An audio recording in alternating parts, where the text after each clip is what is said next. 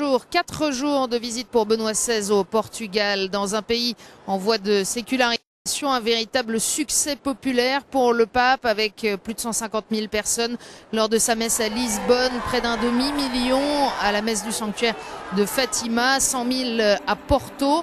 Le pape Benoît XVI qui a notamment conquis le cœur des jeunes parmi la population portugaise. On écoute leurs impressions. Pour moi, je pense que c'est comme une personne, une image de Dieu qui est rigoureuse, qui aime bien passer la message de l'amour et du rigueur. Mais je pense que c'est très bien pour nous. C'est ce qu'on a besoin. Je suis très content d'être ici, parce que l'Église passe le mauvais temps maintenant, et nous sommes ici pour dire à le pape que nous l'aimons.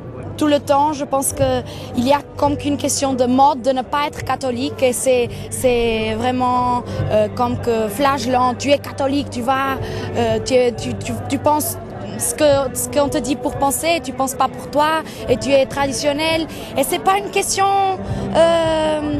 motivante. Je pense qu'aujourd'hui c'est pas facile d'être catholique.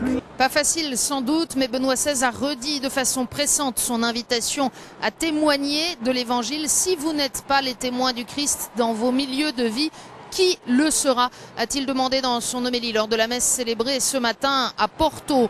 Le pape qui a d'ailleurs décliné cette invitation à un nouveau dynamisme missionnaire tout au long de ces 4 jours de cette visite au Portugal, et qui a invité l'Église à trouver de nouvelles voies pour entrer en dialogue avec d'autres cultures. Le pape qui a souligné, toujours dans cette homélie ce matin, que la mission Ad Gentes ne concerne plus désormais uniquement les terres lointaines, mais les milieux de vie des sociétés sécularisées. Une Église qui l'invite donc à la fois à porter le témoignage du Christ et à entrer en dialogue avec le monde.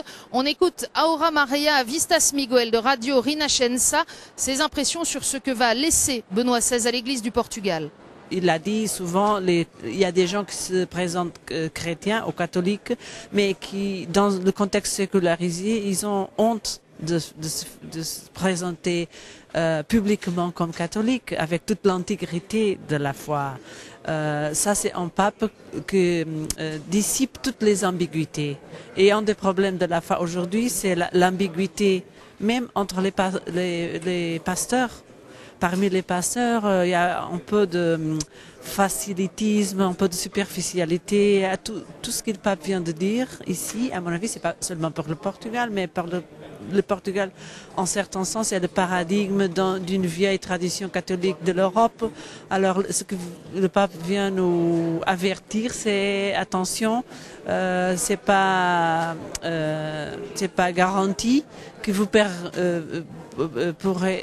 resterez catholique dans le futur si vous ne faites pas ce travail sur vous-même pour apprendre à être disponible pour dialoguer avec le monde sécularisé. Et comment est-ce qu'on dialogue avec le monde sécularisé?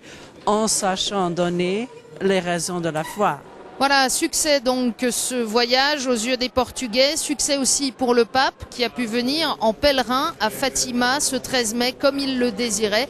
Un pape que l'on aura vu priant, souriant et confiant.